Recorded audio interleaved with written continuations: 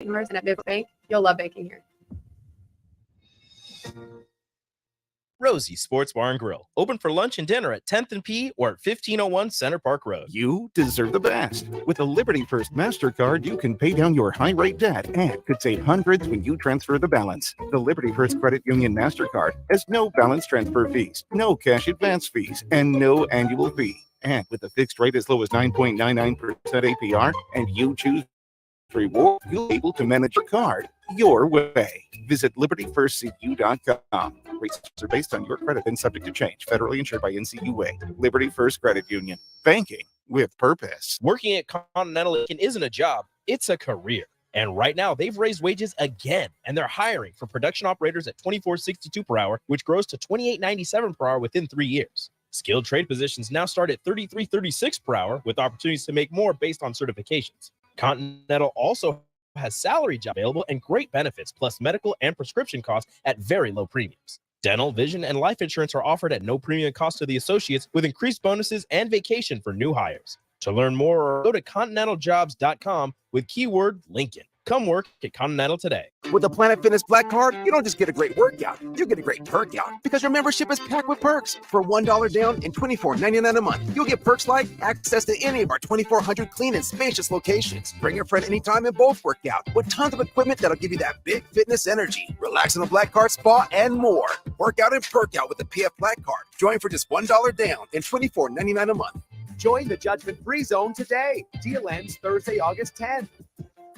See Home Club for details. This is Bud Seinhorst, President and CEO of LIBA, the Lincoln Independent Business Association. Join us every Saturday from 9 to 10 a.m. on 93.7 The Ticket for the LIBA Business Hour, as we discuss local business and highlight those who are thriving in the Lincoln area. It's the LIBA Business Hour, Saturdays from 9 to 10 a.m. on 93.7 The Ticket and theticketfm.com.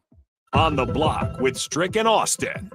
Donnie Nelson kind of was doing a little, backyard boogieing with Mark, on the side with Mark Cuban in the back. Moves are being done and things are happening to which you don't really know about. That seems to me what happened in this situation. Things were going on, conversations was being had at the highest levels, and you're not in on the party. Weekdays from 2 to 4 on 93.7 The Ticket and theticketfm.com. Gather round. This is the Ticket Water Cooler. This is what the greatest thing about sports is. You play to win the game. Coming at you live in America. I say, hold up, in a minute. Something right. On air and online at theticketfm.com. Here are your hosts, Jake Bakoven and Enrique Alvarez Cleary.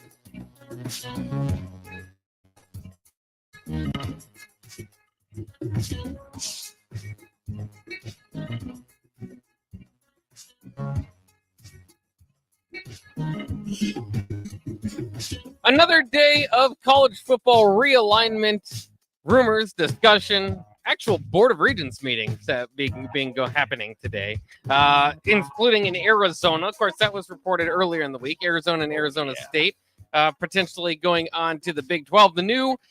The news today is going to affect your Huskers here in the coming years. Looks like the Big 10 leaders have authorized their commissioner to explore Oregon and Washington. Reports, of course, out yesterday that you could maybe expect Stanford and Cal to be in there. But right now, Big 10's just looking at Oregon and Washington. Those are the big fish. Washington has scheduled a Board of Regents meeting tonight. So all this stuff is kind of happening. It's kind of funny too, because the rumors was kind of going out there that by the end of the week, the Pac-12 might not exist.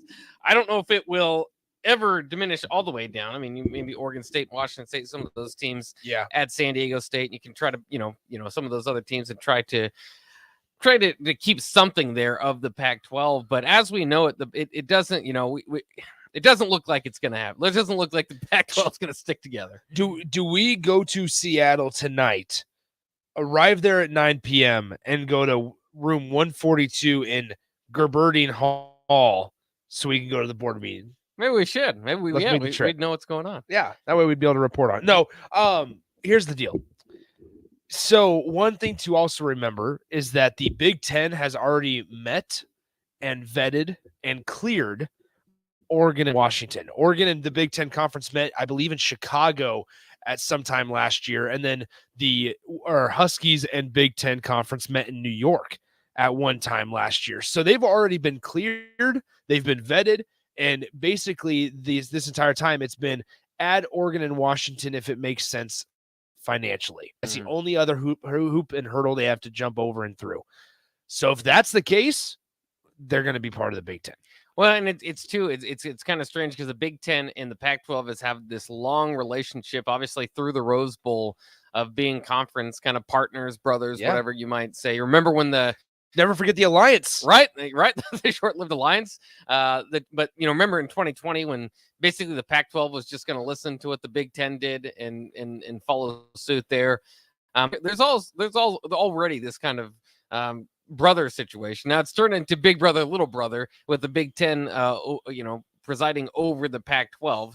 Keep in mind, the Pac-12 does have an all-time, as far as Rose Bowl victories, has more than the Big Ten does. Yeah. But how much does that stuff matter? I'm not sure. Certainly at this point, as the Pac-12 is folding, not too much. Let me ask you this: is there any shock factor, like geographic?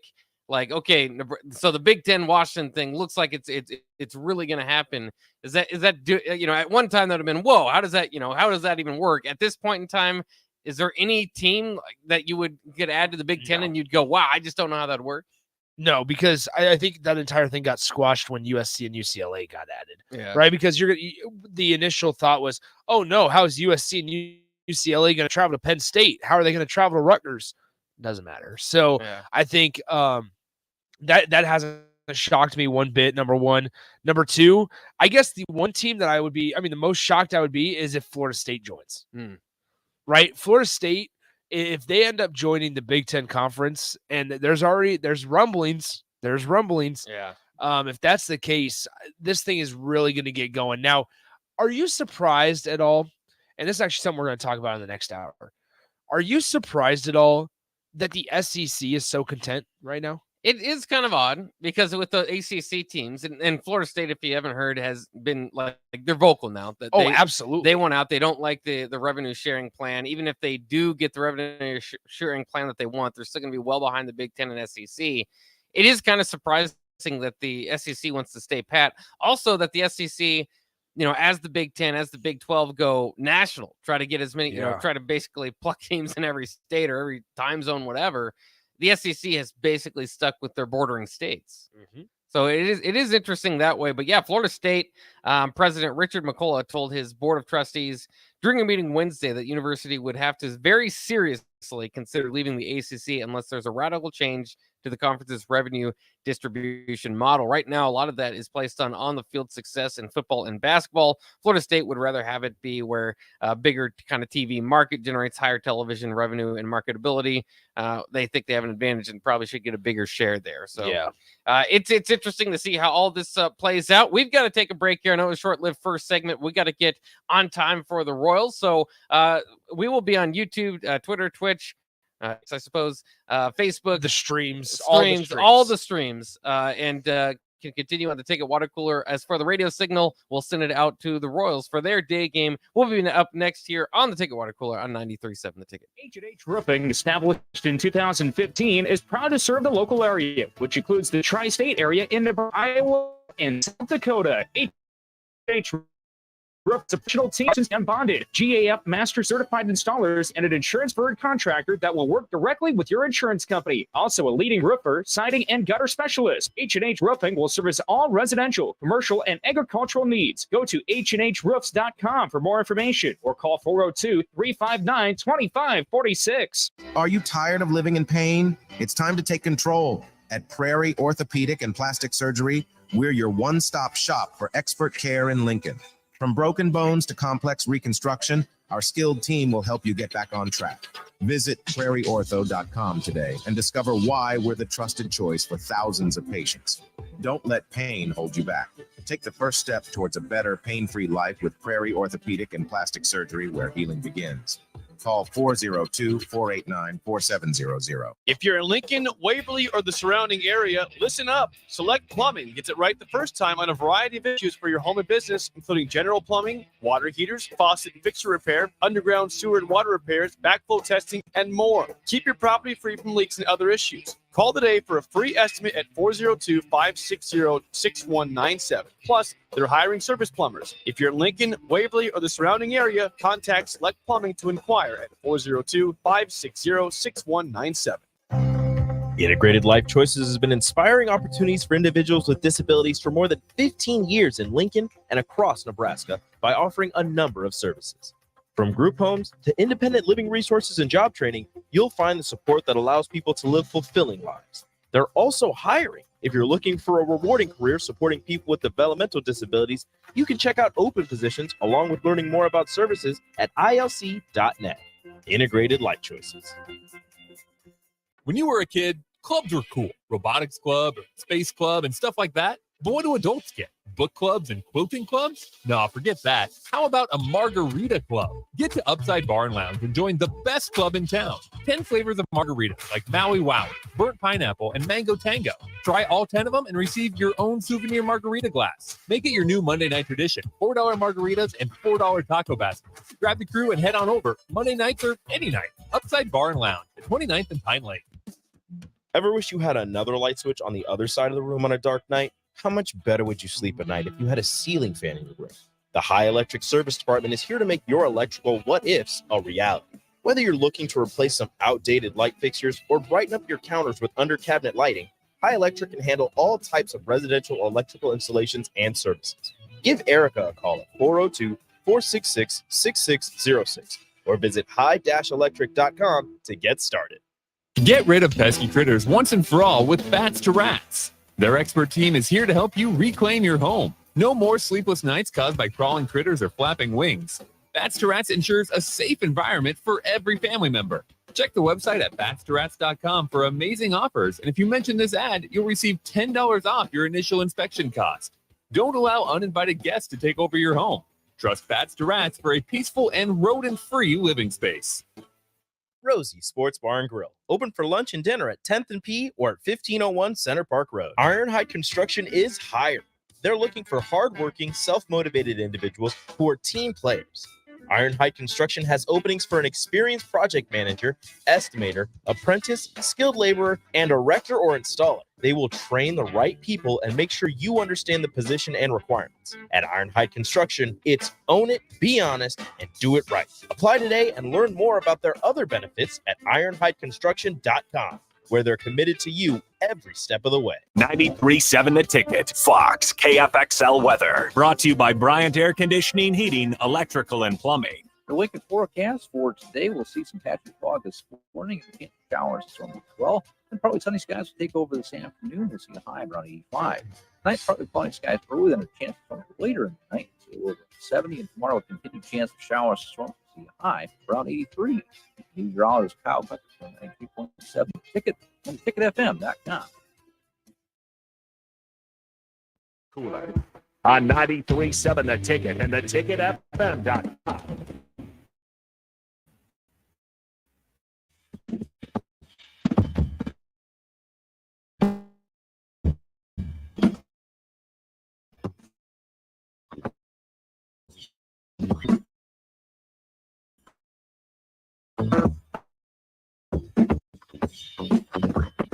We're back here on the Ticket Water Cooler on 93.7 The Ticket. Thanks for joining us. It's a very busy day, and as well as yesterday. It was a little less busy than yesterday, which is probably needed because I don't know if I could go back-to-back with all the news that we had from yesterday moving over to today. So it's a nice little break, but still the Pac-12 is falling apart right in front of our eyes. I always, I mean, we always have the conversations of, man, where was all this news in June and July?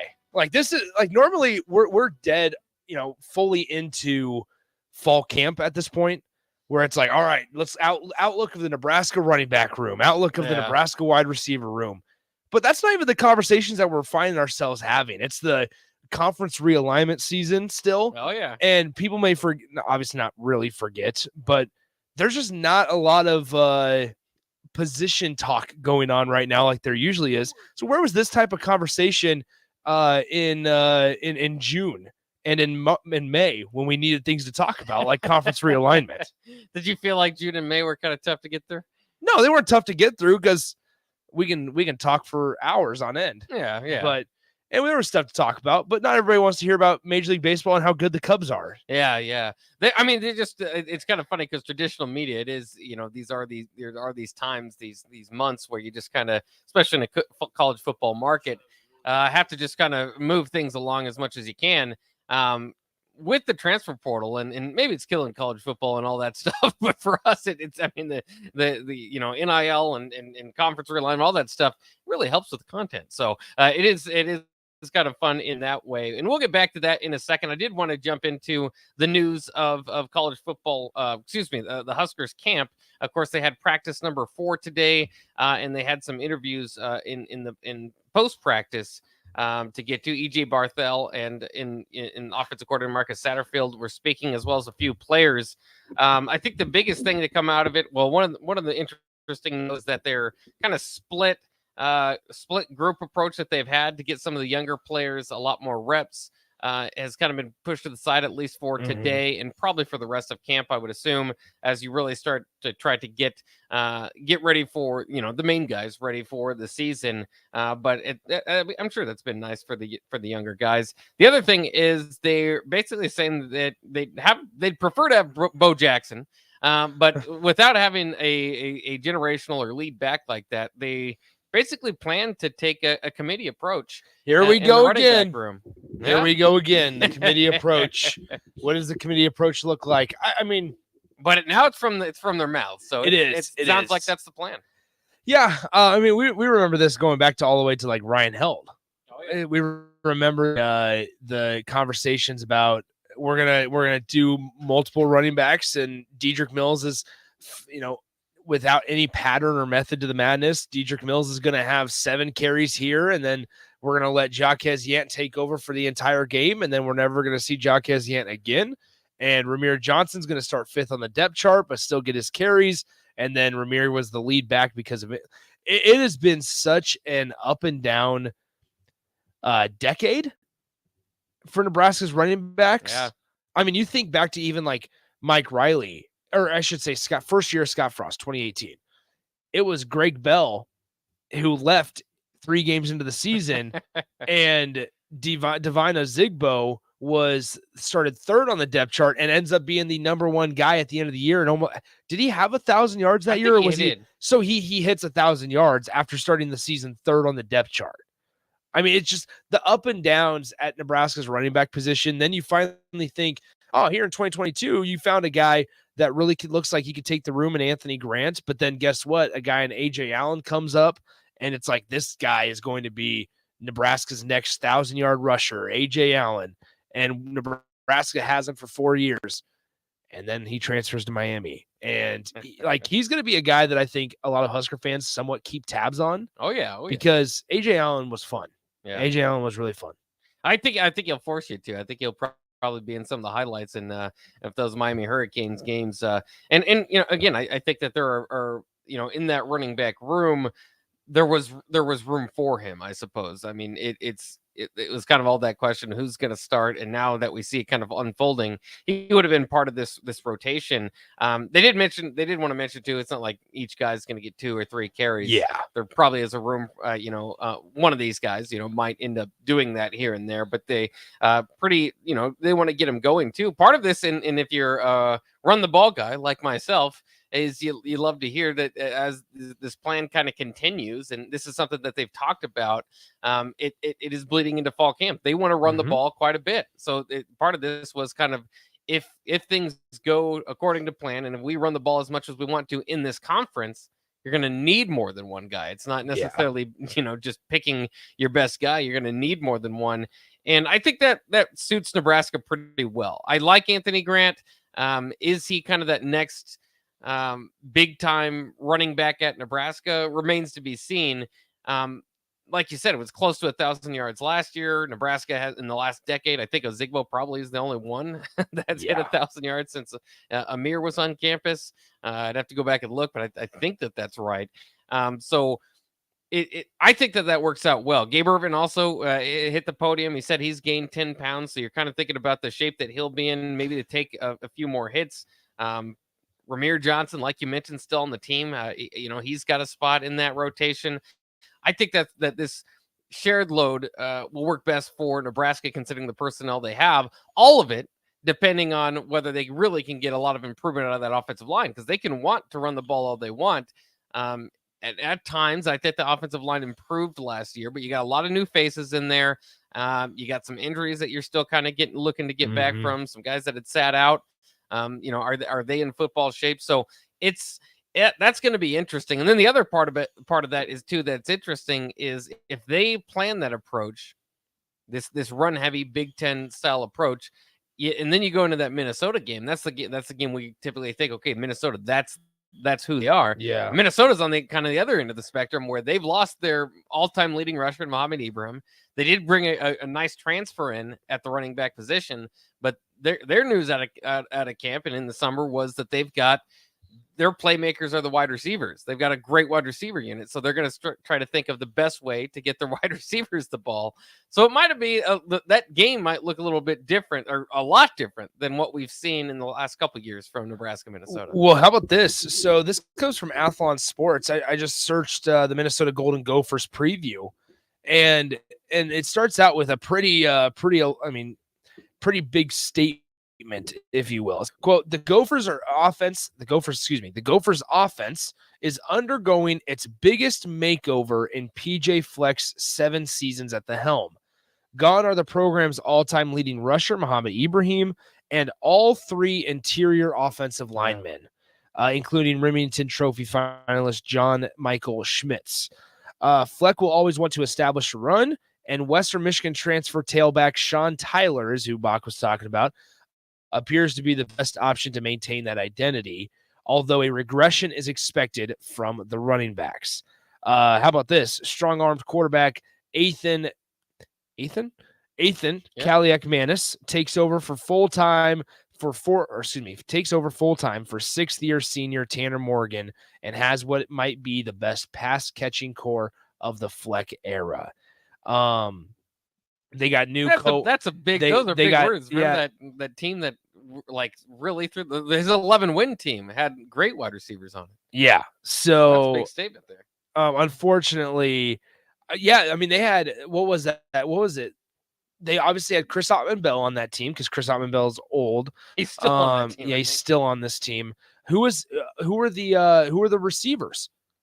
He plays for Tampa Bay. I cannot think of the Minnesota. Yeah, I can't think of their names. Hold on, we have to look it up. Receivers. All right, we're just gonna have to do this here. I can't believe it. Whoever you can help us on the text line too, if you can think of their names. Tampa Bay wide receivers. That was what year is that? 2019. Yes. Kirk Ciarrocca got a lot of the credit for kind of orchestrating that offense. Tanner Morgan looked incredible. So it was Rashad Bateman and Tyler Johnson. Rashad Bateman. Yeah. That's who I was looking at. Yeah. Thank you. Gosh dang. Tyler So I mean, really don't forget, I mean, Nebraska, we've said this a couple times. Nebraska was probably, or at least on their way to defeating Minnesota in 2022 last season, if it wasn't for Kaliak-Manis.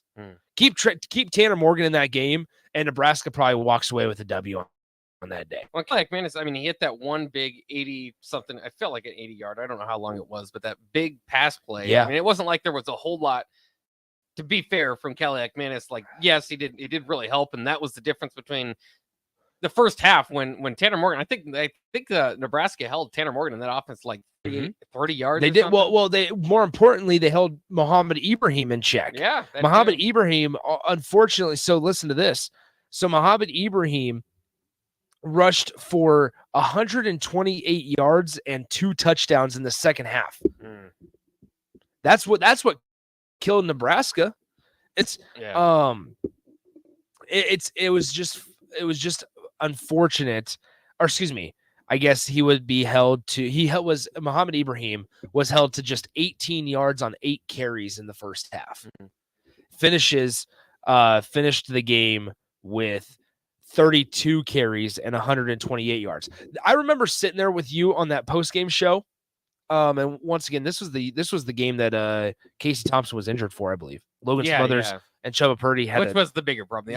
The offensive problems without Casey were there all year. Yeah, Nebraska scored 10 points in the first quarter and then scored 3 in the fourth. Yeah, Minnesota scored 20 in the second half. That was 2013. I remember sitting there on the post-game show with you, Bach, because after this game, we were saying, look at Minnesota, and they are everything that Nebraska for the last 7 years has said they want to be, a run the football type of team. And the reason we said that was because he was held for 18 yards on 8 carries in the first half. If that's the case with Nebraska, they are not nearly running it as much as Minnesota did last year in that second half. No. With Minnesota, run. right? Yeah, they abandoned it. They abandoned it. That's what their history has told us. But instead, Minnesota then goes, we're going to run Muhammad Ibrahim 3 times as much in the second half and go 24 carries in the second half for 110 yards. Yeah. That's the difference between Minnesota and Nebraska, or Illinois or I should say Illinois and Iowa and Nebraska and Wisconsin in years past, is that even though they had 8 carries for 18 yards by their best player in the first half, they were like, you know what? We're going to triple his amount of carries. And obviously, when you get first downs, it brings on more carries and things like that. But, I mean, it was at that point, you're averaging a little like 2.1 or 2.2 yards per carry. Nebraska abandons that in a heartbeat. Oh, yeah. If they even make it to that point. Well, and I think part of that Minnesota loss, too, and don't forget about this, as they transition their offense, is that the last couple of years they've had a top 10, top 15 defense in top 5 in like scoring defense. Like they've had some really good numbers and really good defense. And part of that is their ball control offense. Yeah. Another part of that is when they play bad Big Ten West offenses. In Nebraska was a bad Big Ten West offense without Casey Thompson. I think they had like 6 out of the 8 second half possessions, or a big part of that kind of flipping that game was a heavy dose of 3 and out from Nebraska, as they could not get anything going. I remember Chuba Purdy that started the game, got the first touchdown drive, and you were kind of thinking, well, that's more of what we like to see. And then it just, Yeah, Chuba rushed for a touchdown that game. Chuba threw 6 for 16 for 41 yards, no touchdowns, and a pick. That sounds about right. Yeah, Logan Smothers went 5 for 10 for 80 yards. Those were Nebraska's team passing stats: 11 for 26, 121 yards, and a touchdown. They averaged 4.7 yards per pass complete. That is not good. That's not very good. That is not good at all. Nebraska as a team rushed for 146 yards that day. They outrushed Minnesota. But part of that comes from minus 28 yards on Tanner Morgan. Yeah. But I mean, you had Anthony Grant that rushed 21 times for 115 yards. Chuba Purdy, who rushed 6 times, Logan, who rushed 4, and Ramir Johnson, who rushed 4 times. Well, it's interesting too, because it's one of the whole Scott Frost era is about being close, right? Close and losing those games. Yeah. But I mean, that's a big part of this discussion when I think, because this year, and people get on me for being down about this Nebraska team. And they're not necessarily down. It's just the numbers don't equate to a big season. Part of that is because Nebraska's been down for so long. Another part of that is Matt Rule's first year. So, but there is that glimmer of hope that basically is, if it doesn't have to be a genius, doesn't have to be Matt Rule, somebody that could come in and just tweak a little bit could get a few more, a few more wins that Scott Frost couldn't, because he constantly got in his own way, or that staff, at that time it was not a Scott Frost loss. It was Mickey Joseph leading the group. But in any case, that was just kind of the part of the whole 5 years. And that's what I kind of hold out a whole lot of hope for this Minnesota game. Minnesota's a 9-win team last year. They've won 9 or more games 3 out of the last 4 years. That's a good program. Whereas Nebraska, obviously, as we know, hasn't been to a bowl game, hasn't been over 500 since 2016. So, naturally that leads you to believe that Minnesota would be the favorite and win that game in game 1. But it is, part of it is just looking back at last year, how bad that offense was. Yeah. how unspectacular Minnesota's offense was, and thinking, man, you were right there. But that the same can be said. Obviously, you did beat Iowa. The same can be said though for Wisconsin and Illinois, Purdue, Northwestern, I suppose. Here's what was so frustrating is that Minnesota took a 10-point lead, and this is one thing. So actually, I have a confession to make. I was watching I rewatched the 2019 Nebraska-Colorado game. Okay, just a little while ago. Yeah, good first half. Like Great 30 minutes ago, I watched this. You like the first half? I watched the entire game highlights. So you saw all of it, right? Well, what's so frustrating is that I forgot how many times in that game, and this I promise this works itself back to Minnesota. How many times in that game and throughout the Scott Frost era that Nebraska made plays, and it was like, all right, there's 5 minutes left. Nebraska's up by 7. They'll be okay. Like, they're not losing in regulation here. Yeah. Right. And they didn't necessarily lose in regulation there against Colorado. It took an overtime to get to.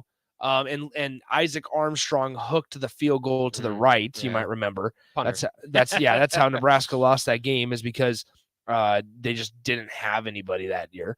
But then, well, that was the year. What's the kicker that had the yips that year?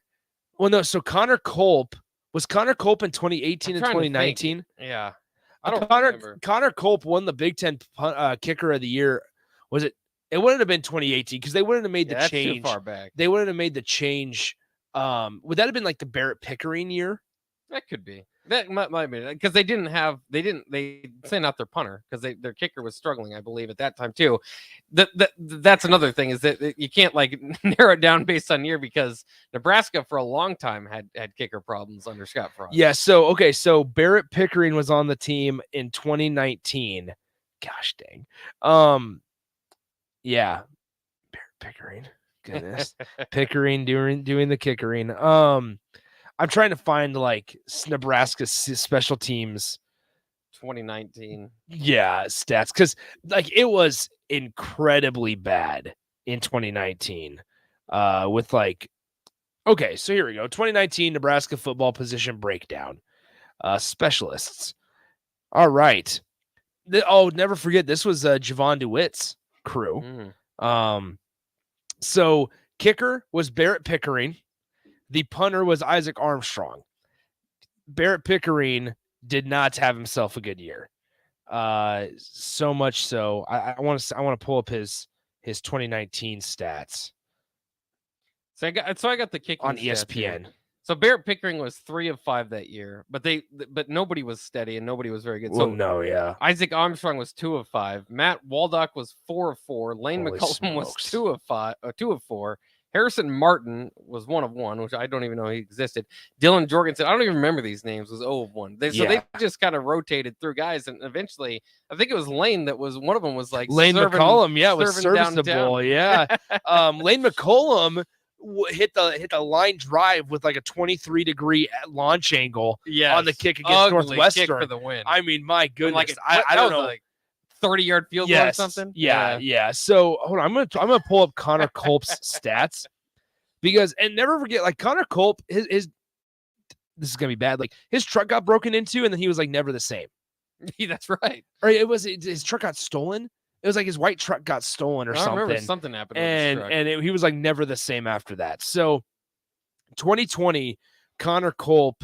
Yeah, that's right. Connor Culp goes 20 of 20 in extra points during the COVID year, 13 of 15 in field goals. Then in 2021, 28 of 31 on extra points, 6 of 12 on field goals. I gotta see, because it's got to pull up the where would it be, like the each field goal that he made. Yeah, Connor Culp. Yeah, Chase Contreras was from Iowa Western. That's right. He was on. He did some kicking. He was 2 for 4 that year. Man, yeah, just not all that good. Now, in Connor Culp's year that he was all Big Ten, by the way, too, he didn't hit a whole lot of long ones. No, which was weird. And then the next year when he struggled, he couldn't hit anything short, but he was hitting like 50-yarders. Yes, if you remember. So it was very strange. up and down. The whole kicking at Nebraska has been. Somebody says Caleb Lightbourne's Ohio State onside kick. It was not a doesn't get as bad as that. It tried to be an onside kick. I remember exactly where I was when that happened. That was in 2018, and I was standing in Shields because it just had opened. Oh yeah, and I was standing in Shields, and I was watching it on the big screen at Shields, and he falls over the kick on the tee, and I go, my goodness, Caleb Lightbourne. Oh my goodness. Wait, speaking of Barrett Pickering. Hold on. So I'm stuck on Barrett Pickering here. Barrett was such a disappointment at times because he was rated so high. Yeah. Which it's kind of weird because they do those Zero kicker ratings search. like Rivals and 24/7. Nobody really does that. It's like just a specified it's the group. Coles. Yeah, the Coles that camp ranks kickers. And I don't know how. Oh, so how about this? So Barrett Pickering, do you know where he transferred to? He actually South Alabama. Yes. Yeah. Dang, look at pulled you, that one Bach. out. That was a. I don't know how I remembered that. Barrett Pickering. I don't think he ever kicked for South Alabama though. That's like it. I don't know if he ever. Oh wait, nope. That's career stats. Never kicked a kick for South Alabama. We better take a break. We are up against it. We're going to continue looking at disappointing kickers and talk about the running back room, conference realignment, all that coming up next year on 93.7 The Ticket. Agriculture is the economic engine of the Midwest. At Acres Equipment, we dedicate ourselves to making that engine run smoothly. We supply our farmers and ranchers with quality John Deere equipment, parts, and service. We also deliver the most advanced technology and precision ag strategies to help them farm today and for the future. Acres Equipment. Solution every. Ladies and gentlemen, it is come to the people who roll their car for one of our lotto games, Powerball, Mega Millions, or Lucky for Life. They tend to begin daydreaming about how they'll spend the prize money if they win, instead of paying attention to the road. So please, when I tell you that Nebraska Lottery Lotto games offer big money and big fun, keep your mind on driving. Do not think about the things you buy. Things like bright red sports cars, tropical vacations, 100-inch TVs, hot tubs, SUVs, a new computer, motorboats. Bob, snap out of it. Oh, good heavens. Ladies and gentlemen, my apologies. Perhaps I should go home now. You better let me drive. Lotto games from the Nebraska. Top prize odds vary by game. Working at Continental isn't a job, it's a career. And right now they've raised wages again and they're hiring for production operators at $24.11 per hour, which grows to $28.27 per hour with 3 years. Skilled trade positions now start at $32.76 per hour with opportunities to make more based on certifications. Continental also has salary jobs available and great benefits. Plus, no prescription costs, very low premiums. Dental, vision, life insurance are offered at no premium cost to the associates, with increased bonuses and vacation for new hires. To learn more or to apply, go to continental-jobs.com with keyword Lincoln. Come work at Continental today. Hi, everyone. Kendall Warnock, A1 Automotive in downtown Lincoln. Spring is here. Summer is fast approaching. With weddings, vacations, and weekend getaways on your mind, do not let car issues prevent you from getting where you need to be. Car problems shouldn't be something that you put up with. Let us get you back on the road in comfort and safety. We diagnose all makes and models from Porsches to Hondas, Toyotas, and Chevrolets. We fix a variety of issues with all of them with our talented techs and our experienced staff. A1 Automotive at 11th and L, downtown Lincoln. Always honest answers. Steve's Garage Doors and Services is hiring. They are looking for a garage door installation and service technician with a clean driving record. Experience is not required as they will train for the positions. However, mechanical aptitude is required. If you want to come be a part of a small business where you're family, not just an employee, call Steve's Garage Doors and Services today to apply at 402-480-2840. That's 402-480-2840. Steve's Garage Doors and Services. This Easter, focus on your family instead of dishes with the Venue Easter to-go meals. Prepared fresh in house by our chefs, these meals are ready to heat and eat with packages for 2 to 3 people or 6 to 8, and your choice of juicy beef tenderloin, tasty herb roasted chicken, or our famous 6-pepper crusted prime rib. All meal packages come with sides, and we have additional add-ons available to complete your feast. Order today at venuedelivered.com/Easter. That's venuedelivered.com/Easter. Spring sports are here and it's time to upgrade your equipment, but don't go rushing to your big box store. Play It Again Sports is your place to go for all spring sports equipment for baseball, softball, golf, and disc golf. Play It Again Sports has quality, slightly to gently used equipment, and 50% of their inventory is actually new equipment. And don't forget, buying from them is a great way to get new products with great discounts by also bringing in your used items for store credit or cash on the spot. Play It Again Sports at 48th and Vine. Back to the Ticket Water Cooler on 94.7 The Ticket and TicketFM.com.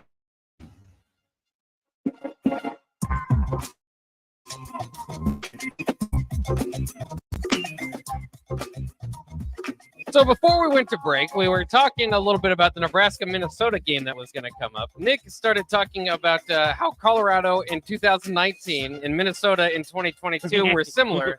We didn't finish we that. never went back to We it. never went back to it because we started talking about the kickers throughout the Scott Frost era. Oh, sorry, I keep moving. Which was not great, and hopefully will be better than the Matt Rule era. So, Nick, let me ask you again: How does 2019 Colorado and 2022 Minnesota? You could honestly pick any of the games that were throughout the Scott Frost era. And when I'm looking at the Minnesota game right now, Nebraska was down by 3 points with 9 minutes left in the game. They were down by 7 points with 5 minutes left in the game. And the score ended up being 20-13, and that was the score with 5 minutes and 25 seconds remaining in the fourth quarter. You've had plenty of time. Oh yeah, that's what I'm getting at. In the Colorado game, Nebraska was up by 7 points with 2.5 minutes left in the game. You have been there, but you've just never been able to capitalize. Well, I think that's important too, because I think it's something that should be noted and needs to be fixed, and we'll see if it can kind of change. But I think it pretty much stuck throughout last year as well. Is with all these close games, and we talk about mistakes and losing this game one way or the other. You're right. There were a lot of situations where all you needed was that kind of 2-minute drill type of situation. That was it. Nebraska never was able under Scott Frost to really get one of those things going in a timely manner or in when they needed to. There was always you're just sitting holding your breath because you knew they were going to make a mistake to lose the game. That's what the Scott Frost era is I have to look up how many losses he had. 31 different ways to lose a game, basically. Yeah, I would love. This would take quite a while, but maybe it needs to be one of my homework projects. But I would really enjoy going back and seeing, okay, within 3 minutes, right? Or if you wanted to do 2, just to keep the connection with the 2-minute drill there, that's fine. Within a certain amount of time left in the game, how many times out of Scott Frost's, what was it, 16-31 record? 16-31 record. 16-31. How many times did they have a lead? And maybe even go within 5 minutes. Either have a lead or be down by and have an opportunity with the ball to tie or take the lead. I would love that opportunity. I would love to know the stat because I just think that the 2-minute drill and the ability to move productively, move the ball in a timely manner and productively when you're racing against the clock has been a complete failure for Nebraska over the last few years. Do you think they have the personnel for it? I mean, because we talked about earlier, their goal this year is to look more like a Big Ten offense, that heavy set, 2 tight ends, run the ball, committee approach. That's not necessarily a 2-minute drill offense. I think they better. Yeah. You better figure it out, whether that's play action, but then also you can get into the conversation of what you do in the first, second, and third quarters can set up a fourth quarter. Right. Are you sticking with the run that opens up the play action, right?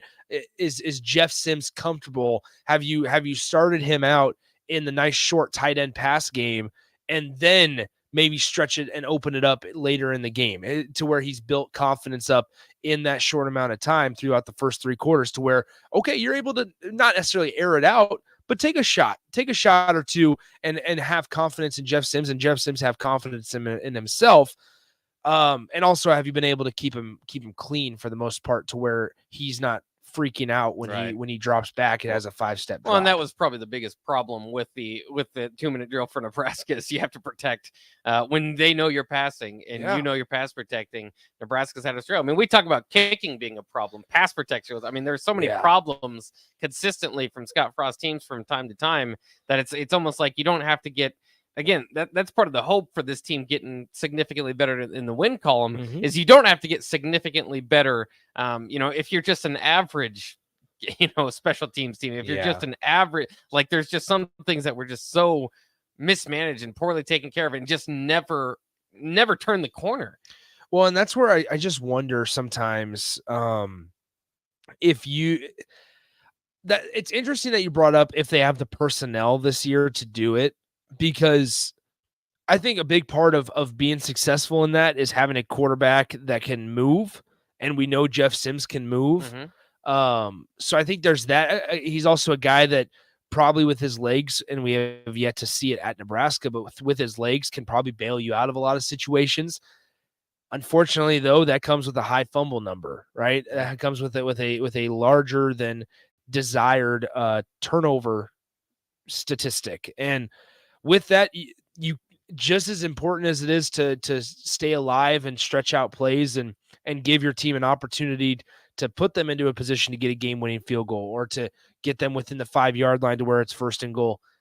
If you turn that goal, that all doesn't matter. You just got to hold on to the football. You got to still make smart decisions. So having a guy that I think can do a blend of bail you out of situations, but then also stay smart with it.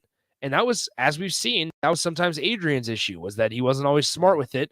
And when he was trying to look downfield, he would get sacked within the first 4 seconds. Or, and 4 is obviously a greater number than it actually was. But then also it was either that or he tried to do too much. And there were situations where you saw glimpses where Adrian would do just enough to extend the play and give Nebraska a shot. And then, unfortunately, the very next week, he would follow it up with a couple bonehead mistakes. And, we didn't see enough of a sample size, I think, last year in Casey Thompson. So I just hope, number one, that Jeff Sims can stay healthy. And number 2, that Nebraska has some sort of competent 2-minute offense or 4.5-minute offense that features running the ball the traditional way, but also maybe spicing it up a little bit. Yeah, well, it's interesting when you expand it to 4.5. I mean, that is when you would be able to run the ball a little bit more. And some teams that are pretty good at doing offense score too quickly. Don't run the ball too much, and then can leave too much time on the clock. And we've seen that before too. And Nebraska doesn't have the defense, I think, this year. Like, I don't know what their defense is going to look like this year. They're experienced at the linebacker position with Reimer and Nick Henrich, but what's it going to look like with a 3-3-5? Like, the linebackers are going to be able to maybe get a couple more shots at the quarterback, but are they able to get there and disrupt quick enough? Are they able to wrap up and take them down on first contact, or are they going to try to swipe them and completely miss? And missed tackles have been an issue for Nebraska the last few years as well. So, like, if Nebraska, I don't know, Bach, I'll ask you this. If Nebraska got the ball back with 2.5 minutes, either up by 6 or down by 6, which scenario would you rather have? I think you always want to take the lead. Okay. Yeah. I mean, in this offense, again, until we see it, I don't know if it's necessarily set up for that 2-minute drill. It is interesting that you mentioned the defense, because they're talking about playing fast, not necessarily perfecting the defense, causing havoc and all that stuff, which is what they want to do with the 3-3-5. But it just kind of brings you back to the Shenander defense. I mean, that's what we're told about that defense is don't worry about total yards. With this offense, it's going to, they're going to give up some yards, but they're going to be disruptive and they're going to get turnovers. And that's how they're going to be a good defense. And, eventually I think 2021, they had a pretty darn good defense, but it took some time and they were not that right away. So when we're being sold disruptive and play fast and, they can make mistakes, but as long as you do it fast, it's okay. I'm still on a wait and see method. I think as all of us are, as we've been through so many offensive coordinators and defensive coordinators and this idea and that idea, and it just hasn't worked at Nebraska. And it's not necessarily fair to Matt Rule and staff to hold that against him.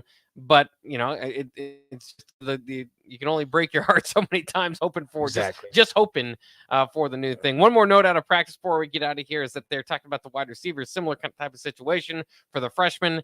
Some of them don't necessarily know what they're doing, but they're playing fast out there. And we know what they recruited at that position was speed. I expect to see some of those receivers, those freshman wide receivers, get an expanded role as the season goes on, as they learn a little bit more. So that could be, again, an equalizer maybe to some of these problems, as if you've got a guy with pure speed and you can kind of hide him or you know, teams don't know about him.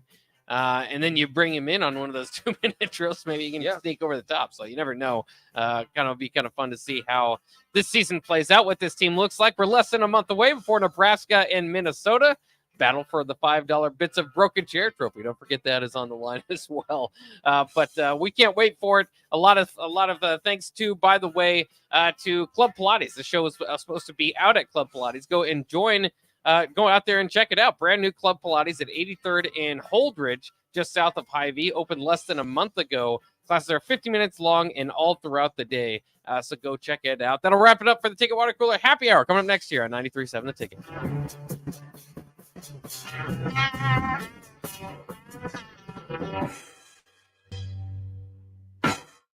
Tailored Landscapes is actively preparing for spring, getting new tree orders, getting equipment ready, and training staff to serve you best we can. If you haven't already planned, now is the perfect time to figure out a maintenance plan for your yard. We're on the brink of spring cleanups for all of our existing customers and have limited spots left. We treat shrubs with and only mulch proper amounts. Give us a call today at 402-432-2572 to set up a meeting with one of our designers and get ready for Tailored Life's grand opening in Bennett.